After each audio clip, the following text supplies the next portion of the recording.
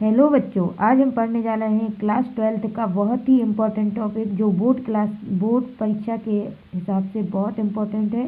तो इसको अच्छे से पढ़िएगा। तो हमारा टॉपिक है क्वथनांक में उन्नयन, और इसको जानने से पहले हमें पता होना चाहिए क्वथनांक क्या होता है। तो ये देखिए, हमने यहाँ पे परिभाषा लिखी है। वह ताप जिस पर किसी द्रव का वाष्प दाब एक वायुमंडलीय दाब के बराबर हो जाता है उसे उस द्रव का क्या कहते हैं? क्वथनांक कहते हैं। ठीक है, अभी हम जानने वाले हैं क्वथनांक में उन्नयन। तो हमने यहाँ पे क्वथनांक में उन्नयन के लिए लिखा है, तो आप इसको ध्यान से पढ़िए। और उससे पहले आप इसको अच्छे से समझ लीजिए कि कैसे हम इसको समझ सकते हैं। कि जब देखिए, हमारे पास अगर कोई एक शुद्ध विलायक है, ठीक है, हमारे पास कोई क्या है? शुद्ध विलायक है।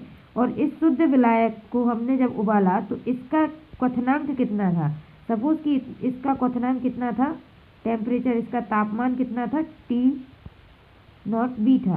ये किसका क्वथनांक है? ये शुद्ध विलायक का क्वथनांक। तो हम यहाँ लिख लेते हैं शुद्ध विलायक का क्वथनांक। ठीक है, तो इसके शुद्ध विलायक का क्वथनांक, अगर इसको जब हम उबाल रहे हैं और इसको वायुमंडलीय दाब तक ले जाने में हमें टीवी लग रहा है, क्वथनांक तापमान टीवी लग रहा है। तो अगर हम इसमें क्या मिला दें? कोई ठोस अवाष्पशील द्रव मिला दें या ठोस अवाष्पशील पदार्थ मिला दें, ठोस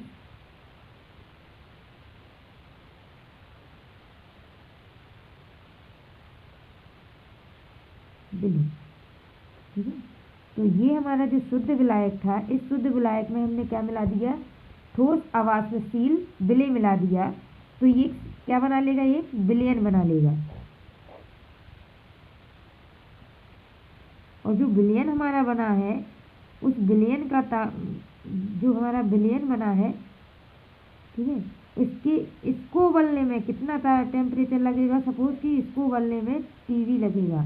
ठीक है, मतलब कि जैसे ही हम इसमें ठोस अवाष्पशील विलय मिला देंगे तो इसके क्वथनांक में क्या हो जाएगी? वृद्धि हो जाएगी। ठीक है, तो इसके क्वथनांक में जो वृद्धि हुई है, इसी के आधार पे हमने क्या है? क्वथनांक, जो जितनी वृद्धि हो रही है उसी को क्या बोल रहे हैं? क्वथनांक में उन्नयन बोल रहे हैं। तो ऐसे देखिए, हम यहाँ पे लिखा है, जब शुद्ध वाष्पशील विलायक में ठोस अवाष्पशील विलय को मिलाया जाता है, तब विलयन के वाष्प दाब को वायुमंडलीय दाब के बराबर ले जाने में अधिक तापमान की आवश्यकता होती है। मतलब कि जैसे ही हमने जो शुद्ध विलायक था हमारा, उसमें ठोस अवाष्पशील विलय मिला दिया। पहले हमें कम टाइम लग रहा था इसको उबालने में।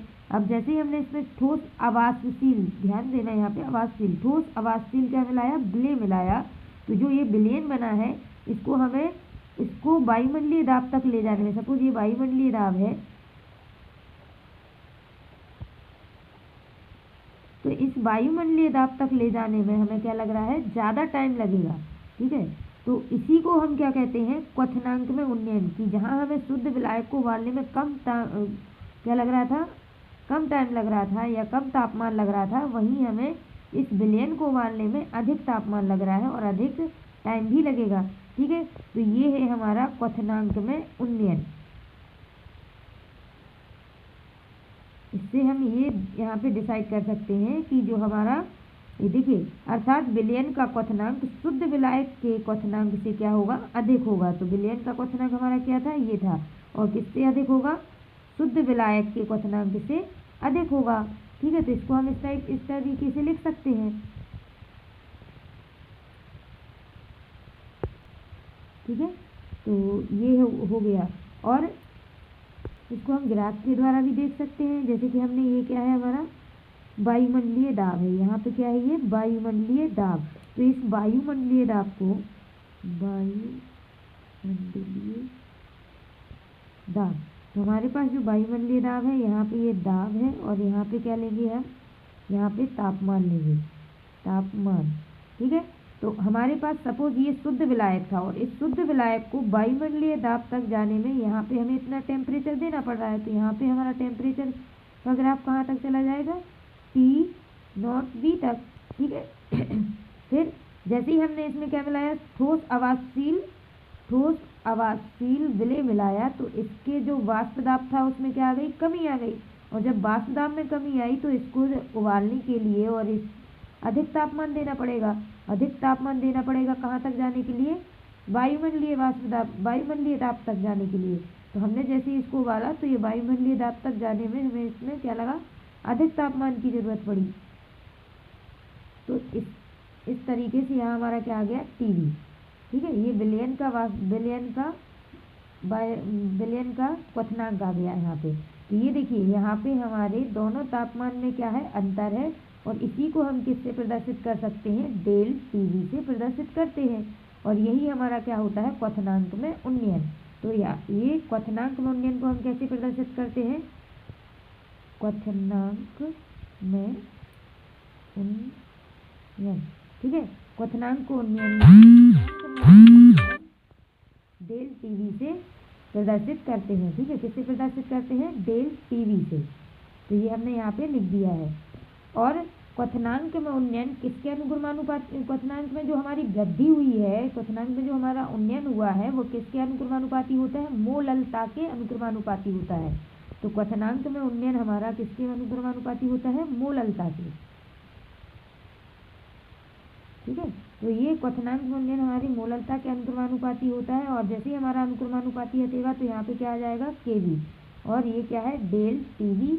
और यहाँ पे मोललता का एम आ जाएगा। ठीक है, और मोललता के लिए हम अगर पूरा फॉर्मूला अगर लिखते हैं तो यहाँ पे क्या आ जाएगा, del T V is equal to K B विलेय का भार मल्टीप्लाई 1000।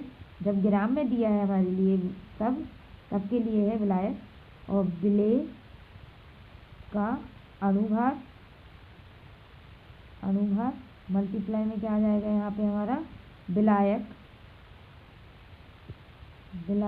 का भार, किसमें, ग्राम में। ठीक है, इसको ध्यान देना है कि ग्राम में है यहाँ पे। और इसको अगर हम फॉर्मूला रूप में ऐसे लिख सकें तो इसको इस टाइप से लिखेंगे, के डब्ल्यू मल्टीप्लाई 1000। और अपॉन में हमारा क्या आ जाएगा, यहाँ पे अपॉन में आ जाएगा एम पर हो जाएगा हमारा विलेय का अनुभार। और मल्टीप्लाई में क्या आ जाएगा, विलायक का भार। ठीक है, ये विलेय का भार था और ये विलायक का भार हो जाएगा। तो यहाँ कैपिटल डब्ल्यू लिख देते विलायक के भार के लिए, ये इस टाइप से। तो ये हो गया हमारा क्वथनांक में उन्नयन के लिए फॉर्मूला। ठीक है, और ये मोललता से संबंध हो गया उसका, क्वथनांक में उन्नयन का मोललता से संबंध हो गया। यहाँ पे आप ग्राफ को ध्यान से देख सकते हैं, ये हमारा क्वथनांक में उन्नयन हो रहा है शुद्ध विलायक के लिए क्वथनांक और विलयन के लिए क्वथनांक, दोनों में जो अंतर आ रहा है उसी को हम क्या बोल रहे हैं, क्वथनांक में उन्नयन बोल रहे हैं। तो इसको आप ध्यान से देखिए और ऐसे ही लिख के आना है तो आपको पूरे नंबर मिलेंगे। ठीक है बच्चों।